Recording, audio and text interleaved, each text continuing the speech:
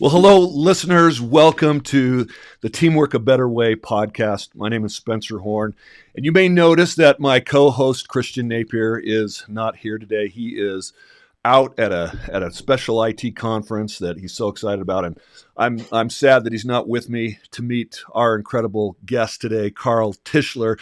Carl, I am so glad to have you as my wingman today. And I'm excited for our listeners to get to know a little bit about you. Carl is the founder of HPNA Central Academy, and I'm going to talk a little bit about that in a second. But we usually do just a second of banter, Christian and I, so you're going to replace him. But you're coming to us from Central London, is that right? I'm definitely coming from Central London, and hopefully, like we were just talking about, the internet will hold up here, because for whatever we were laughing about that. Why would it be an issue in Central London? Yeah, it's amazing. It really is amazing. But it's nice to be here as long as I'm here and the network's okay. Fingers crossed that you'll stay. And of course, this show is produced live by me, and so I'm running the technology, and now I'm asking questions with you. So we get to be patient with each other, and hopefully our listeners will have fun, and they're going to for sure learn some great information while you and I are on the show. But let me introduce you to those who are listening today. So listeners, Carl has had a lifelong interest in people, and specifically in what it takes to sustain performance at high levels. And there is no more fascinating and complex machine than ourselves. I agree with that. And while burnout and passivity come easy, sustainable performance requires real work, professionalism, and humanity. And Carl's journey started 30 plus years ago when he with a decidedly unsuccessful university tennis career, leading to a sports psychology study and ongoing focus on sustainable performance for individuals and teams. I didn't know that about you. I've got more to read, but I want to chat about this. So my family, we're huge tennis fans. My son-in-law played tennis growing up in high school, actually played for Harvard University tennis team. He now sits on the board of the Tennis Association here in the United States in I believe it's Connecticut where it's based, but huge tennis fans, and hopefully he's going to be listening and love to introduce you to. But Carl has worked for 25 years in private equity and finance, observing individual and team performance through a variety of economic and market cycles. And if you listen to Dr. Nadia Zembayeva, you've seen a lot of economic uncertainty in the last 30 years, haven't you? That was amazing. That number of recessions was unbelievable. Can you? I mean, if you think about it, she's like once a week. Somewhere in the world there is and it makes sense. But along the way, he served in numerous positions, including Chief Investment Officer, CFO, COO, and Chief People Officer, as well as an executive and non-executive board member, each providing the opportunity to learn and observe more. For the majority of those years, his focus was with the renewable energy and infrastructure sectors, and that's how you and I actually met each other. We have a common friend, Peter Rosbach. Hopefully you're listening, Peter, and who's in the renewable energy investment field as well, and started out in London. I guess that's maybe where you met. Mm-hmm. Yeah. And then Carl founded the Central Academy in 2000. Is it just the Academy or Central Academy in 2008? It's one and the same. One and the same. In the wake of the global financial crisis. So he began working with high-performing law partners and other professionals, including yourself, and really who had been made redundant, something previously unimaginable. His early work and curriculums focused on building perspectives and resilience, important cornerstones of sustainable performance. And so, oh my gosh, for the last 6 years, Carl has been the Chief People Officer of venture and Microsoft-backed synthetic data company Hazy, where he implemented the Academy, tools, and approach. And I've had the opportunity to learn a little bit about those. I'm really excited for our listeners to learn about your tools and approach. But during that time, the company had exceptionally high retention and staff development and NPS. And you have been a guest lecturer at Cambridge University's Chief People Officer Executive Educational Program. How cool is that? I want to go. I do too, actually. It's a great course. And early in his career, Carl co-wrote and received grant funding from the Chase Manhattan Foundation for developing curriculum teaching corporate finance to visually impaired students. Welcome, Carl. That's a it's a worthy it's a worthy bio. So I wanted to share it all with you. Today we wanted to talk about how CEOs of self make great team members. Would you just give us some background? What caused you to focus on sustainable performance, and how does your sports psychology background influence your work? Well, I think on the sports psychology side, uh, it was really beginning to just appreciate how difficult it is to do anything as a sort of individual contributor, to do anything sustainably at a high level. That was one thing I really learned in college. You have as much that goes on in your life outside off the court as on, and you really get an appreciation of how you've got to understand and sort of look at the total person. As I say, there's no more complex machine than a person. So I think that really got me interested in that topic of sustainable, consistent performance being really the objective, more than sort of individual achievements. And then I really started with the academy stuff in 2008 with this whole disruption in the market. I was working for a company that totally blew up, and it was sort of like a slow motion train wreck. It happened, over a period of time, and I just saw a lot of people who were much more talented than I am, also disrupted in careers there. And it just, in that kind of slow motion time period, it just really focused on this observation that people could be very high performing in their jobs and unfortunately very low performing when it comes to taking care of themselves. So if you give a person like that, a third party client, they do an amazing job. But when they're the client themselves, so to speak, whether that's self-care or resilience or career management, we tend to unfortunately just do a very amateur kind of a job on that. And so I focused on that, and then the sort of related observation that in so many other areas of our life, we have structure and support. If you want to, be a software developer, individual contributor, level 3, you know exactly what's required to do that. And there's plenty of other people that could tutor you, or you could, peers you could reach out to. There's structure. There's structure, in the USTA with your rankings, or we have it in all of these other places. But when it comes to ourself, we have no one teaches us how to have a structure or support. Uh, CEOs of real businesses, have a whole set cadence of meetings, SLT meetings, board meetings, et cetera. And that's what's required to executively manage something complex. But again, with us personally, we don't have that. And It, that's a big problem. it's interesting. It's kind of like the cobbler syndrome. You're dealing with high Yeah. functioning, intelligent, hardworking individuals who bring incredible talent to their role.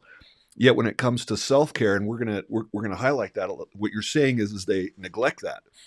And I've got to believe that there's a correlation to, however, sustainable team performance. You mentioned you've been a student of that when you go back to your tennis years.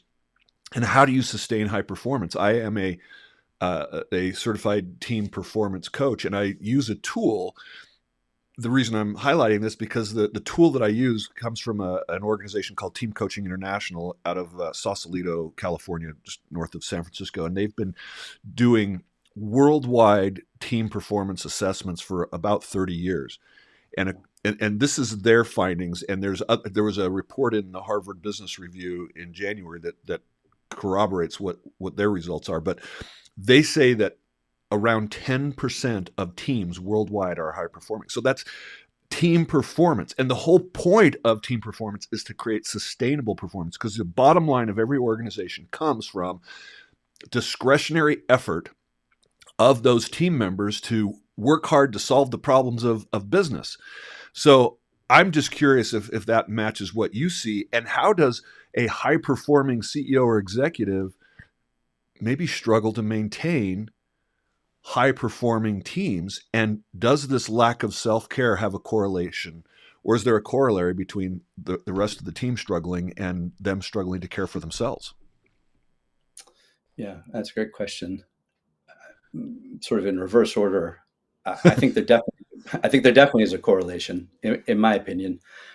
Obviously, you can have very, very different types of organizations where these things are different. If we talk about a place like Hazy or places where you need to really be collaborative, things are challenging, things are nuanced. I really do believe the bedrock of teamwork starts with the person taking care of themselves, basically. Even at the most fundamental level, I think there's a thing around active career management and being in this job with intentionality and opting in and not being there as so easily can happen. We can drift and we can have a lot of passivity in it, which is one of the major symptoms, I would say, of not being a CEO of yourself, of not having a level of professionalism. So I think, again, in these types of organizations, the core of it is that the person is there intentionally and on purpose. And secondly, that they're there sustainably. And I do believe that organizations have a critical role to play in ensuring or looking to ensure managing burnout and looking after people and their well-being. I do think it's a two-way street. And I think that um, a lot of that is also incumbent on us. And I think, as with anything else in life, trying to perform to a high level, just by accident or just by, with some unconnected actions is just not successful. So I do think that level of intentionality and professionalism, when you can bring those same great skills that people have at work and start to bring it to yourself, I think that's one of the key preconditions for being able to show up and collaborate in a way that is, value added, and not in a way that's tinged with either fixed mindedness or with these other things. That's I love to hear you say that it's incumbent upon the organization to be able to create that environment where self care can happen. I imagine, I mean, just based on experience of even people that I know, and one of them being a member of our family here, who's worked in the investment world, there is a culture of just grind until you drop. In some ways, that might add to the impetus of how you focus so much on this. To just, you're a family man, and you know how important it is to spend time with family. Yet you're fighting this culture that says you need to work 80, 100 hours a week to be able to make hay while the sun shines. Right? I mean, am I off base with that? No, I think it's spot on. And I think if you're going to put yourself in an environment where you're going to have to work realistically 100 hours a week, you better be doing it with intentionality and with a plan. And I say that because not everyone does that. I didn't do that, for instance. I came into it, didn't really realize what it was, and if you're not very careful, you're going to be really burnt out as a result. So I think there is a threshold thing, as I said before, about active career management and trying to put yourself as best you can in working conditions and in places that suit what your lifestyle is and what you're looking to do. I mean, I think that's a big part of it. Of course, we've always got to optimize, right? Tough job markets, et cetera. But I I learned a lot when I was a very young banker from one of my bosses who came out of West Point and had a young family and worked to make that transition into investment banking. And he was working like 100 odd hours a week, supporting a family of like three. And what always stuck in my mind about that is he explained that he did that in a very purposeful way, with a lot of clarity that this was a necessary stepping stone to get from one thing to the other. And again, just the sort of intentionality, if it went up to 10, the intentionality would be like at 11 or 12 in his case. So I think if you're going in with that type of intentionality to whatever it is, I think you stand a much better chance of being able to manage it and get out of it whatever you want. I think where people get into trouble is basically with the word should, which if I could, I would completely ban. But for instance, people feel that they get out of university and I should work in investment banking or I should do this. It's fine, and it's, I think, necessary and great to experiment and go in things. But when you're driven with either passivity or by something like should, I think that's a recipe for a lot of trouble, even if you succeed in the job, right? Because a person like that, 5 or 6 years on, is a lot more likely to not be the greatest teammate, basically. So let me come back to, doing this live. Sometimes we have those technical problems. I was trying to do a bumper and it didn't work, and so then the system freaked out on me.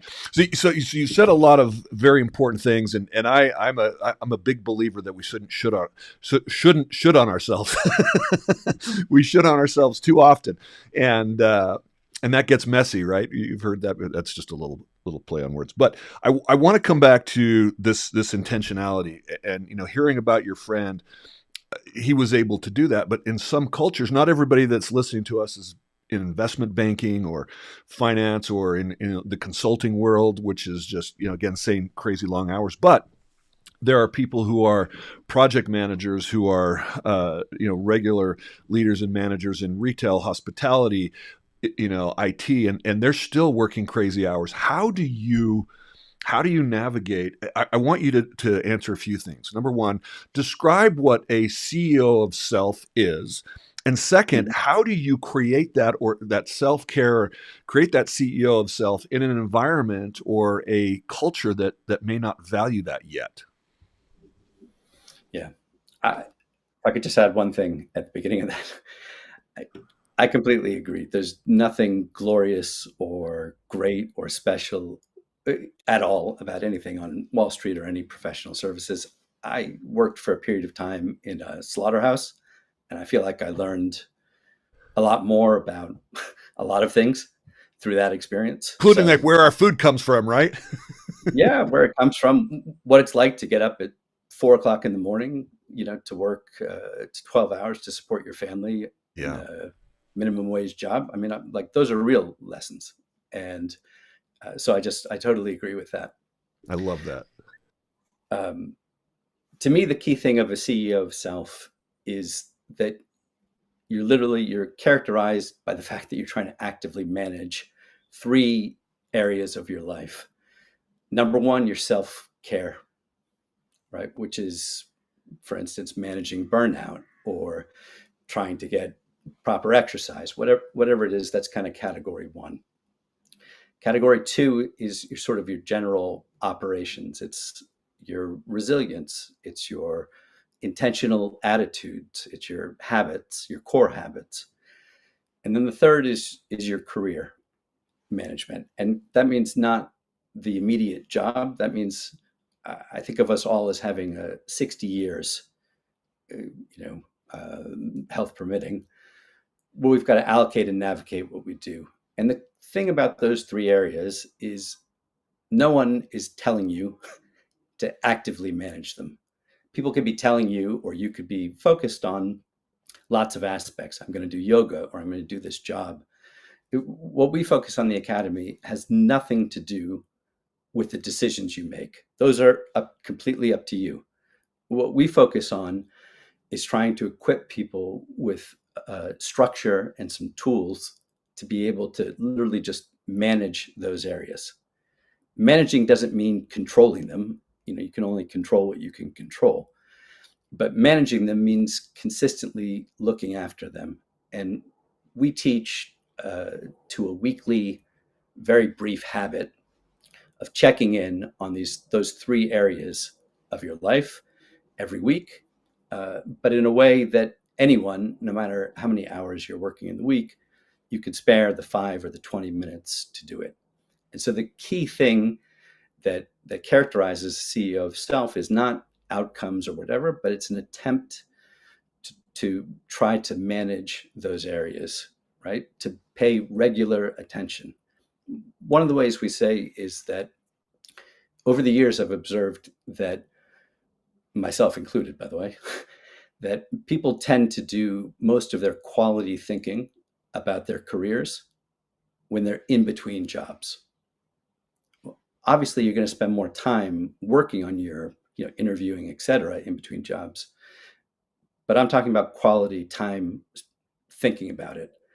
And if you were the CEO of a company and you only focused on strategy when you were in a time of, despair or crisis, you wouldn't be doing a very good job as a CEO, because as CEO of a company, there are certain things that you're always mindful of: strategy, operations, your people. And for that, you've got this, regular structures. It's organized. That's why they call it an organization. But again, what we're trying to do as a CEO of self is just mimic the same thing. And instead of spending all your time thinking about career when you're in between jobs, spreading it out in small, regular ways. Instead of only thinking about how do I recover from burnout, which I've had 3 times badly, instead of thinking about that when it's a crisis, managing it, looking at it regularly. What are very small actions in these areas that we can do? That to me is what a CEO of self is about. I really love that concept because as you spread it out, it doesn't become onerous or difficult. It just becomes something that you do. And I believe what you were talking about CEOs is true. Actually, I didn't think about my career until after I was a CEO for a company. I worked for this company for 7.5 years. I became the CEO for the last 2 years working there. And the company was struggling in so many ways. I was the 4th CEO in 5 years, and so you could see they were really firing people, and so they hired me to turn it around. There was a tremendous amount of pressure on me to turn things around for the owners, for the employees, for our customers. And I remember I got to a point where the owners and some of the people in the company, I failed to make the changes that I wanted. I mean, pressure was enormous. So they decided to go back. I think this was in 2015. They decided to go back to what they did in the 90s, which I thought was a huge mistake. But I was in the way of that, and so they let me go. And I remember my wife, Carl, talking to me saying, I have been praying for the last 6 months that you'd get fired, because Right. I knew you wouldn't make a change on your own until that happened, just because of the responsibility I felt to everybody. So I'm putting everybody else's needs before my own. And you're saying, wait a minute, that sounds good. The problem is if we're not caring for ourselves, we're not caring for the rest of the organization as well as they need to be, because we're so burned out, we're so stressed, we're so anxious. But it's hard to do, and you're exactly right. That's when I totally reinvented my career, and I left actually joyful. When I was leaving, I was actually I'm glad, and it became a huge benefit to me to leave that organization. But boy, when you're in it, it's hard to do what you're talking about. How do you get CEOs like I was to slow down and actually become that CEO of self? It's a great point. I think the things are just learned mostly by by mistakes and failures and experimentations over the years, are that um, we, we have a system that's designed by and for super busy people. And I think that's really a critical, sort of a first critical thing, is it would be very, very, very rare in our system to have anyone spend more than 20 minutes on anything. And it has to be at that level, because the alternative, which is someone will say, well, I want to, I've gone for 5 days to Montana to think big thoughts about a career. I mean, that's great, but it's not really that helpful unless it's implemented, unless it's managed over time. So first of all, I think having things be very bite size and really focusing on high impact, small things uh, is the first thing. The second thing is I don't think of anything that we teach in the academy as being complex. In fact, I would take simple as like a compliment because that's what we try to do. So it's not that it's complex, actually. It's very hard to do it. If you think about it, like it's very hard to take a meeting with yourself as seriously as if it was a meeting with a client. But that's the standard that we work to. And what we've learned over the years is the way that we all stand the best chance of doing that is learning together as a group. And so like our foundation course goes over an entire year because sticking with people over time matters because we're really looking to operationalize this very time limited but high impact habit of this weekly meeting. And if you stick with people, first of all, as a group, second of all, over a year, where in the course of any year, we're all going to have disruptions and things that would challenge our habits. But when you're together and you're able to kind of build resilience, because everyone's falling off the horse, so to speak, that's a big thing. And then the last thing that's part of that is accountability. And I've had people say to me, well, your system, it seems very professional and rigid. And I think it's rigid on structure because it's there to protect ourselves. It's not at all rigid in terms of the choices people make. And I think that's a critical difference. It's like, between like necessary infrastructure that's there to help even the busiest person versus the ability for people to make decisions on it. I think is a key difference. But I think those are sort of the three elements, I think, Spencer, that are I important. think it's really important that you create that structure because if the structure wasn't there, then the pressure to continue on as you are currently operating is so much easier, and we usually take the path of least resistance. And so I find that in my life, because I am a low conforming individual, I have to manufacture structure to keep me focused, and I think Right. that's a great thing. And I love the fact that you talk about how simple the the process or the principles are. I say so. I mean, I talk to CEO groups regularly. I just was talking to a CEO group in San Jose, California last Thursday, and one of the very things that I said to them is there can be a tendency to discount what I'm going to share with you about delegation because a lot of leaders struggle to delegate, which is one of the reasons why they experience burnout. They hold on to too much. I know I did. And so I teach a lot from my experience. Based on personality, some people can want to control everything. Other people are afraid of conflict. So if I delegate something to you, Carl, and you don't do it, that means I have to have a conversation. I just want to avoid that, so I'll just do it myself. Right. Or Right. opposite of controlling things the way you want, controlling things the way they must be, so the need to be accurate, and that's a different personality. So all of these things can cause people to hold on to more responsibility than is healthy instead of letting it go to their team and empowering their team. But how to do that is so basic that so many CEOs will discount it. Like it seems so simple, but they're not doing it. So I love the idea of creating a structure for them to be able to implement simple and yet valuable tools. Can you describe some of those? I mean, just share a little bit what those processes are like, and then I mean, I want you to talk a little bit about. You've been doing this since 2008. You've been doing it in many fields, but I think you got started in a couple of industries. We've talked about law and renewable energy and tech, and I'm sure you've got CEOs from all over. But what are you seeing? So describe the process if you can, and then what are you seeing? What are you noticing as these CEOs start implementing your process? Great. Sure. I think the process really starts with a commitment to having a 5-minute session scheduled.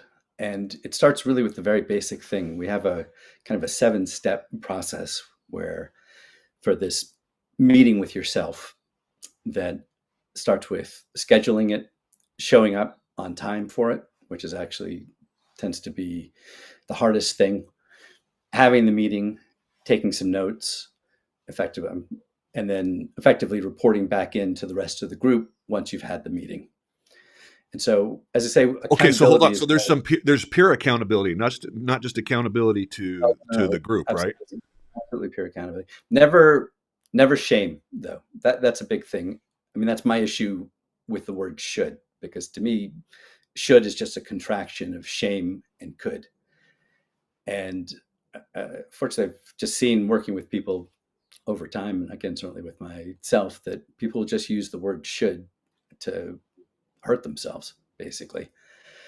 So I don't believe in shame, at least, I don't believe in it generally, and I don't believe in it in what we do at the academy. So the accountability is not based on, telling people, counting them out and saying, oh, you didn't do this. It's the opposite. It's a positive accountability. So each cohort, which usually ranges from about 10 to 20 people, and they come from all different backgrounds, because the object is to make people a CEO of self. Some of the people on our course are CEOs or C-suite. Some are ex-professional athletes, but we also get some mid and earlier in career. Because what we're looking for is people that have interest and grit and can work together as part of this cohort to help everybody achieve this. So what you're doing is you're doing this scheduling and going through this process of this short, impactful meeting.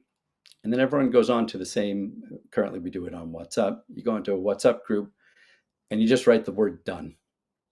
And so again, I don't go through that list every week and say, oh, Bob didn't do it. Shame on you, Bob.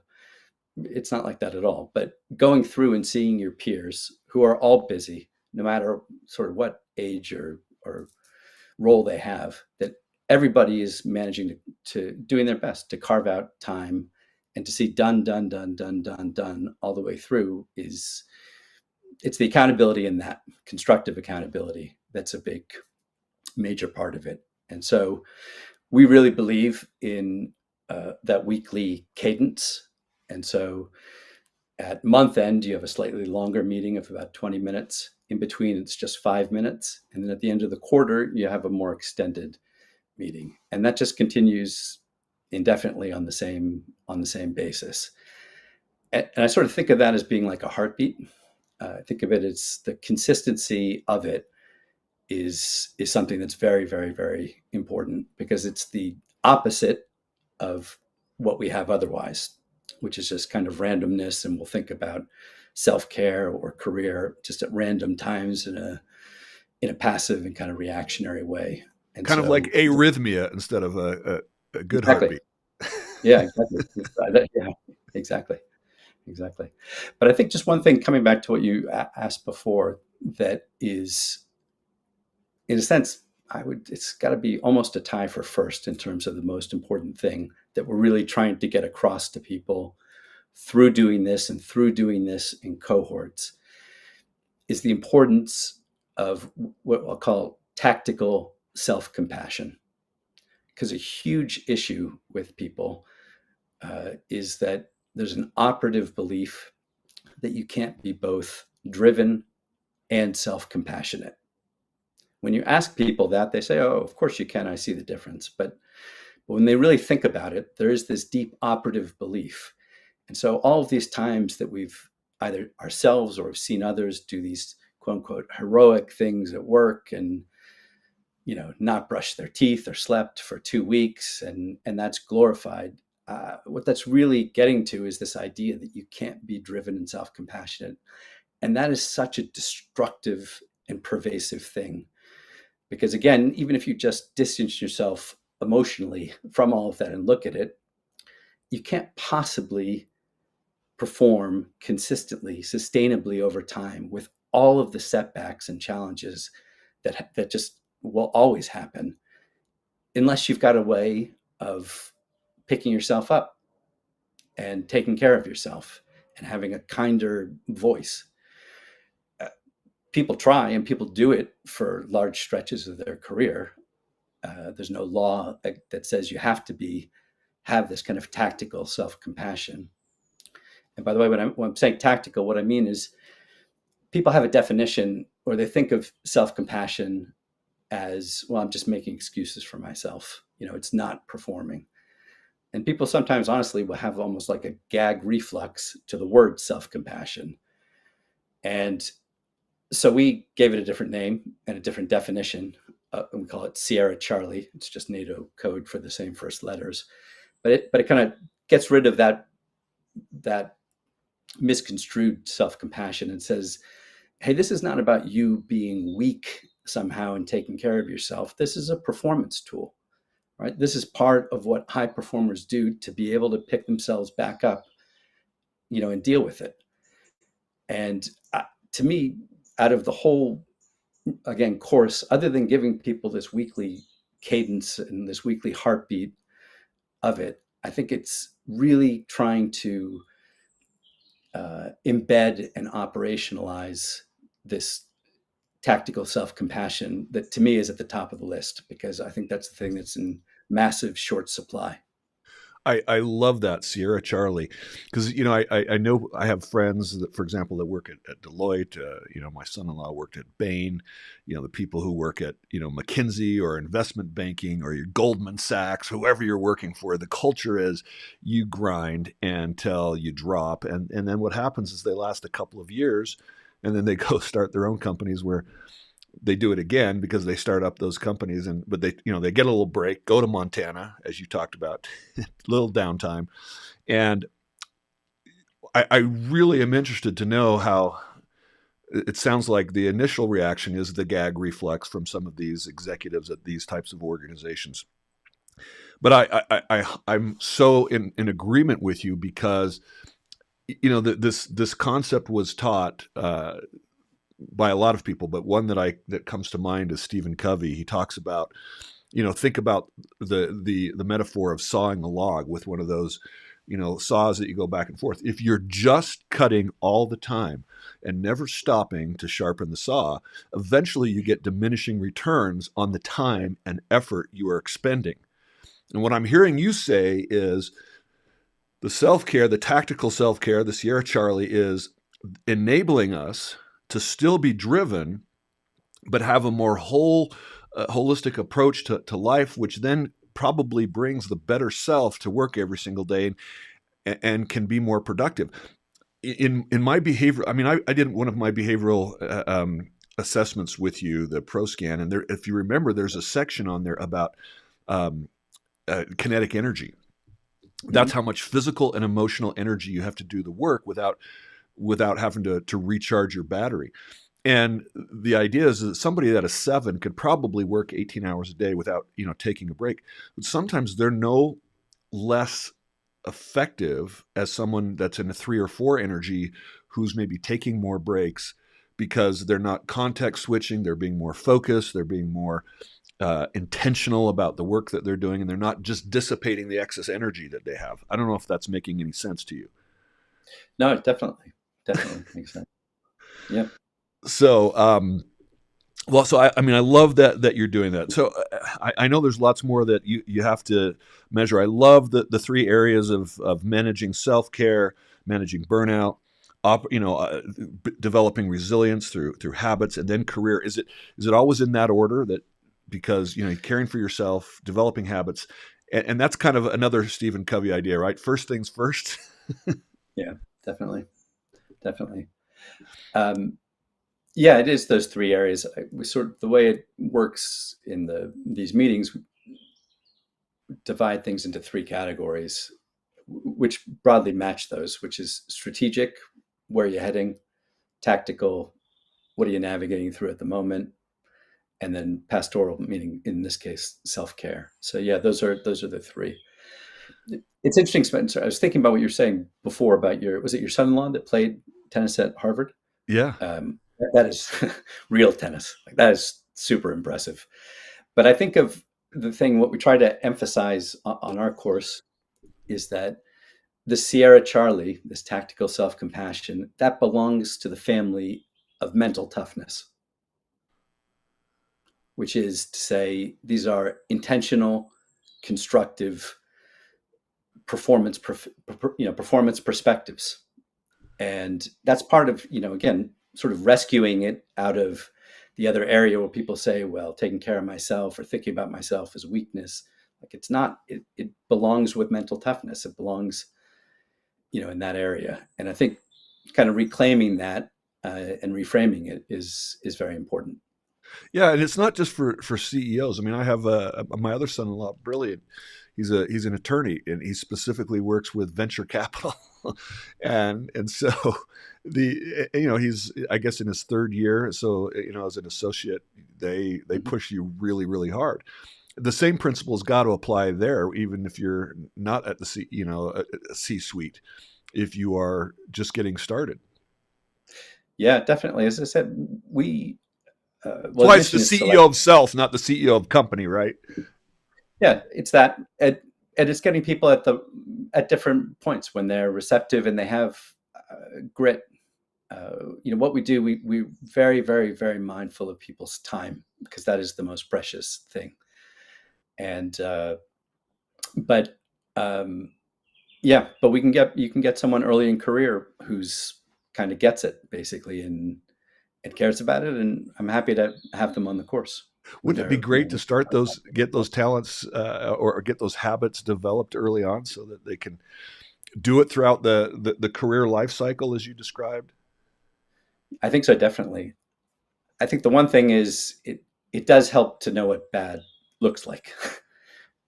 So a couple of years of experience, and is helpful For sure. to make things No, I get clear. that, especially if you've got a cohort. You want to have people that are in a cohort that are peer level, right? And I think that really helps with the experience that is relatable to each other.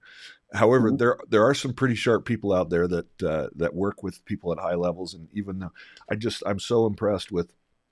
I hear a lot of trash talk of the younger generations that they're this or that, and there's a lot of hardworking kids out there right now that I'm very impressed with. Definitely, and I think a lot of what you hear. I mean, the last 6 years I've been in deep tech, uh, more not so much within Hazy, but just people you come across elsewhere.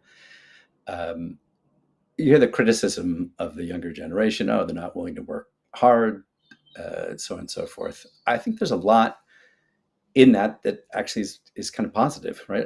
A natural desire to have some work life balance, whatever that means, or sort of more focus on well being. I think the thing is that even if you're able to better construct or limit working hours, that's not the same as managing them, if you know what I mean. It's a step in the right direction, but you can be working 4 days or shorter hours, et cetera, and still be, unfortunately, passive in career, not managing stress or burnout. So it's, yeah, I'm hopeful about them, but I think it still takes, you know, Couple of that years step of to get management. your head handed to you a little bit. Yeah. So so go back to my earlier question about what you're seeing with the program since 2008, because let's get to the theme of today's episode. The CEO of Self make better team members. What are you seeing, and how is that showing up? Well, I mean, in terms of just teamwork and overall performance, I mean, I think there's three things. It always, to my mind, starts with leadership, whether that's of an organization or of a team. And it's funny, in reflecting on this, I realize I've had 5 different stretches of working in groups or teams that were all actually characterized by similar things, which is to say, really good leader, in my opinion, really good leadership, which is low ego, high competence, interest, an inherent kind of interest in people, even if that wasn't a strength necessarily, but there was always an interest and a clear chain of command on where we worked. And I think I definitely just fell into that the first couple of places, and I guess without really thinking about it at the time, I've kind of navigated towards that first condition that I think is conducive, well, to a lot of things, including teamwork and higher performance. I think the second thing is, as we've been talking about, people that are CEO of career, that are showing up with intentionality. I really do think, at least in the areas, as I say, that are collaborative and nuanced and challenging, like that require the sort of teamwork. I think people that show up with intentionality and purpose, I think tend to perform well.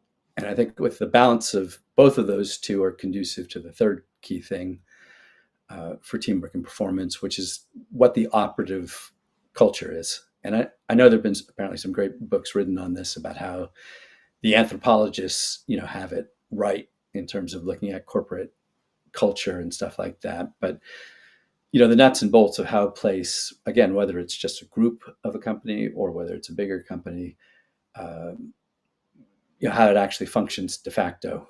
And I think the thing that kind of going through those, we've always, I say, in my mind, actually been really fortunate to be in those types of places.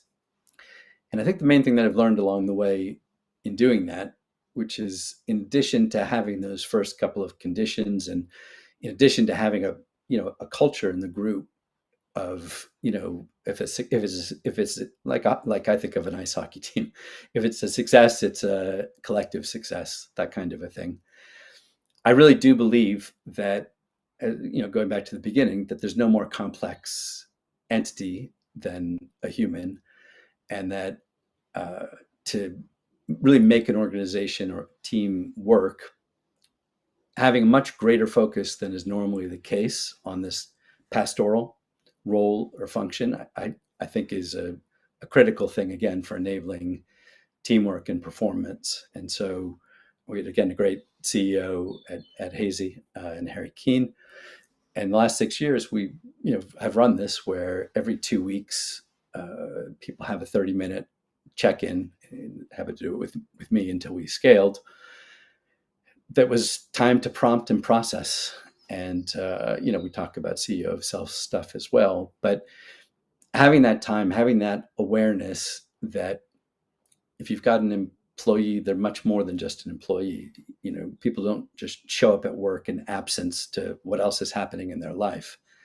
And I think when you begin to sort of really understand that and try to cater for that, obviously respecting people's privacy, but when you cater for that consistently over time, I think for us at Hazy, that's been a tremendous enabler of success and having those things together. And again, I think if people have had that time and space to clear out what's on their mind and process it, and to show up and opt in, they tend to collaborate and do, work together as a team much better. It would seem that the advantage that you gain is an increase in emotional intelligence, and here's why I say that: because if you are taking the time to prompt and process, as you talk about, instead of reacting under stress to all the situations, which a lot of times can lead to poor decisions and poor behavior, you are processing in a safe space so that you come with a more productive and resourceful or growth mindset, as you talked about earlier. Yeah, And you are less operating under fight or flight, which sometimes we have to admit we are actually working with our worst brain, right? We're working with our reactionary brain instead of our thinking brain. And you can be a highly competent individual and yet be thinking impaired because of the level of stress you're under. And if you're definitely. taking the time to do all these things with intentionality, as you're talking about, and tactical self-care, and time to prompt and process, you come more resourceful to the team, and you are able to process with your thinking brain and bring your level of competence to at a higher level to create that sustainability that you were talking about, I imagine. Yeah, definitely. I mean, we go back to, maybe we're dating ourselves here, Spencer. Do you remember the old computer monitors? They used to have a button that was like degaussing, right? It was Yeah. just Oh, to it totally decost the screen. degauss the screen. So that's what I think a big function of these pastoral things are. Oh my gosh, I haven't thought of that in a long time. I bet some of our tech people have no idea what that means. Sorry to interrupt. That was funny. No, we build up static as we go, and I mean, essentially, what we did at Hazy with this pastoral Would is, you also define? I don't know if everyone listening knows what hazy is, so explain what that is. well, I kind of pride myself at being there for 6 years and not really understanding what we do either, because it's deep tech and I'm not technical and I just focus on the people in the place. But Hazy pioneered the space that's called synthetic data, and synthetic data is software that customers use to look at huge data sets of information, like tens of millions of rows. So it's full of valuable insights, et cetera, but it's also full of personal information. So you've got So you make that great less stuff. hazy. Exactly. It's funny because we had that name first, but it ended up weirdly, just by coincidence, actually being a helpful name. So Hazy studies that, extracts the connections that exist, and then is able to, at the data set level, produce a set of data that's got the insights without the personal information. And therefore, you can move it around the organization or monetize it safely, but at very high fidelity of it. I don't know if the technical people at Hazy are listening. They're probably, shaking their heads at that definition, but that's my best definition. And they're maybe apoplectic right now. It could be apoplectic. I hope not. I hope they're taking care of themselves. um, But well, I've we've been talking for a while, and I've kind of been steering the conversation a little bit, just because based on what I know of you and the work you're doing. But perhaps as we start to wrap up here, is there anything that you would like to share with our listeners that we haven't covered?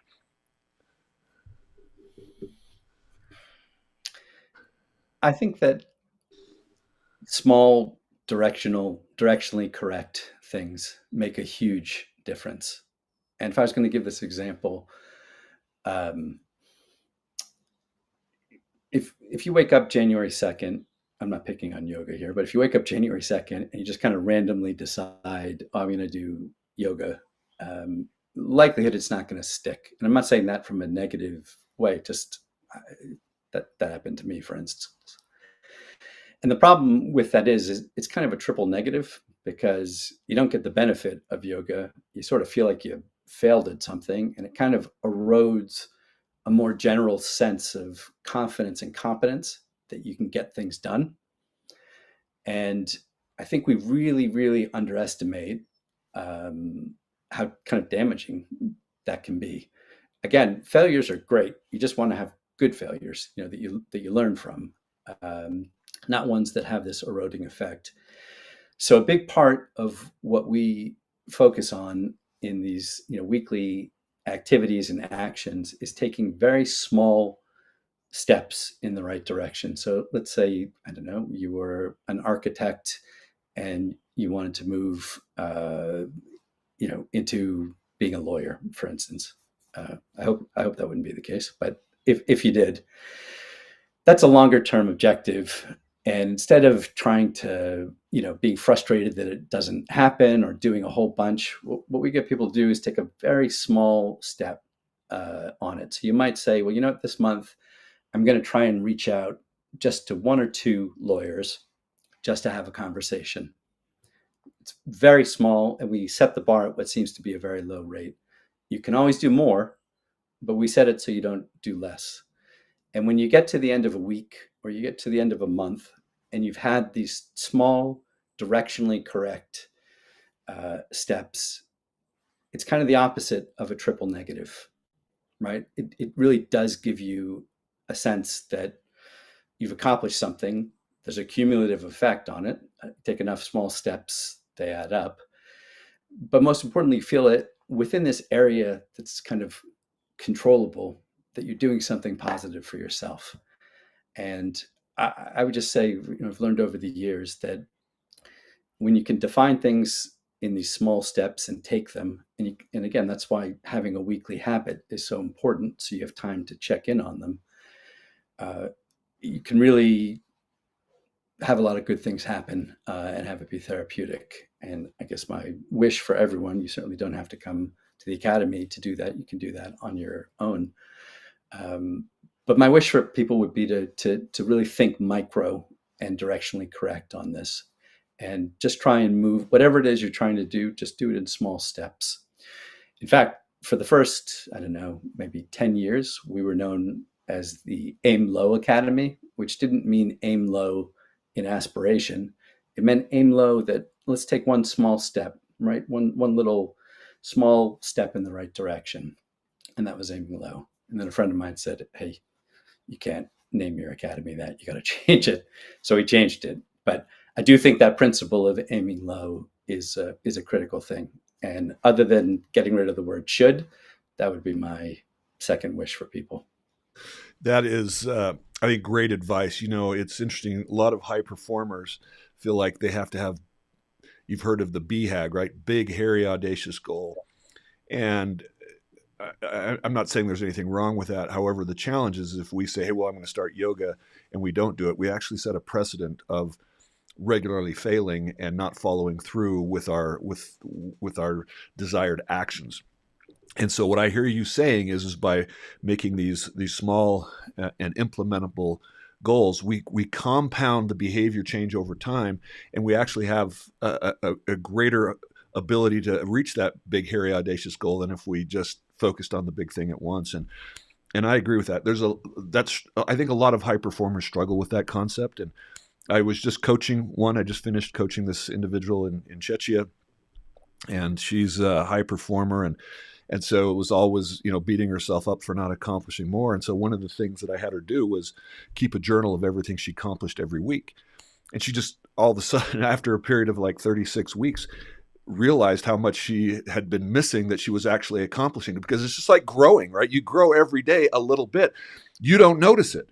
But if you haven't Right. seen somebody in a year, all of a sudden you're like, wow, you're different. You've really grown, but you don't Right. see it because you're in it every day. And so you're taking that same approach, and over a year's time, massive behavior shifts will happen. Yeah, and I think, I mean, there's so much written about all the fields that we do, career management, self. The way I think about what we do is we have a really narrow lane that we focus on. I want people to go have the best habit, books and skills, etc. Do you know what I mean? It's like I think Absolutely. what we do is like an API, right? But in this one thing, we are focused. I think one thing that just perhaps I haven't explained well enough is HPNA. So HP stands for high performing, but I don't mean SAT scores or rankings at all.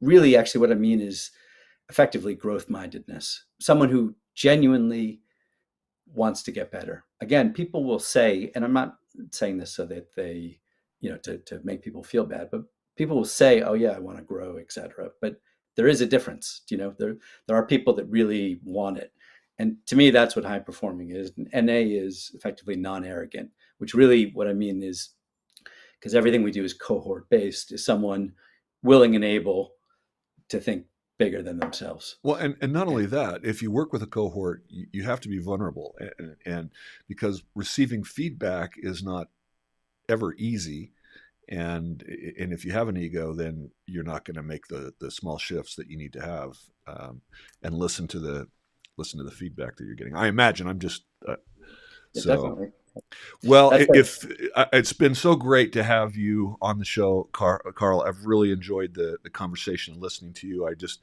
Thank you. when I met you, I really enjoyed our conversations, and the coaching that you've given me has been so valuable. If people want to learn more about the academy and HPNA, how can they find you and your team, and to find more about the services that you provide? Sure.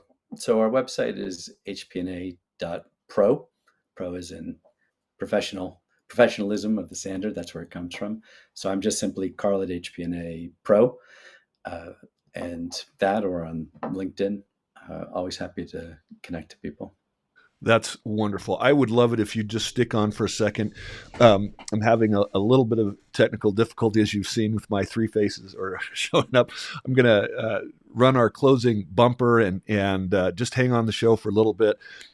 Listeners, like and subscribe our podcast, the team, Teamwork a Better Way. We are so grateful for all your support and people all over the world that are listening to us. So thank you. Until next time.